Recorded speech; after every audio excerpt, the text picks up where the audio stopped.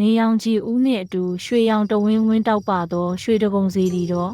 ဖျားဘူးများဤဆူတောင်းတန်နှင့်ပန်းမှန်များဤရနန်းတို့ဖြင့်မြမသမိုင်းဤအမွေနှစ်ကိုခန်းစားလိုက်ပါနနက်စောစောမြူများကြားမှပေါ်ထွက်နေသောပကံဤစီတီပထိုးများ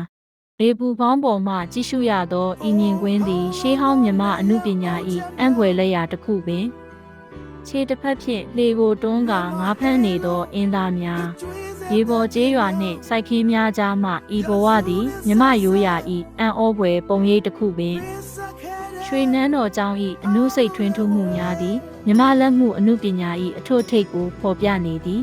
နေ့လည်နေကင်းဤနေရောင်ကြီးအောက်တွင်ရွှေရောင်တောက်နေသောဤအဆောက်အဦသည်ကျွန်ုပ်တို့ဤဂုဏ်ယူစရာပင်ကမ္ဘာအရှိဆုံးတစ်သားတရားနေဝင်စည်းစာရဲ့အနီရောင်အရေးများအောက်မှာယဟန်တန်ဃာတော်များနှင့်ဒေသခံများဤနေ့စဉ်ဘဝကိုမြင်တွေ့နိုင်သည်ညီမြုပ်နေသောရှေးဟောင်းစေတီများသမိုင်းတစ်လျှောက်ပျောက်ကွယ်လူနီးပါးဖြစ်ခဲ့သောဤနေရာသည်မြမယဉ်ကျေးမှုဤပြိုးဝဲချက်တစ်ခုပင်တနခါလိန်ထားသောမျက်နှာများရောင်စုံတစ်တီးများနှင့်ရွှေရောင်စေတီများကြားမှရန်ကုန်မြို့၏လှုပ်ရှားမှုသည်မြမဘဝ၏အသက်ပါပဲပုံးပင်များနှင့်ဖုံးလွှမ်းနေသောငပလီကမ်းခြေကြည်လင်သောရေပြင်ပေါ်မှရိုးရာလေများသည်မြမတဘာဝ၏တန့်ပြန့်သောအလှကိုဖော်ပြနေသည်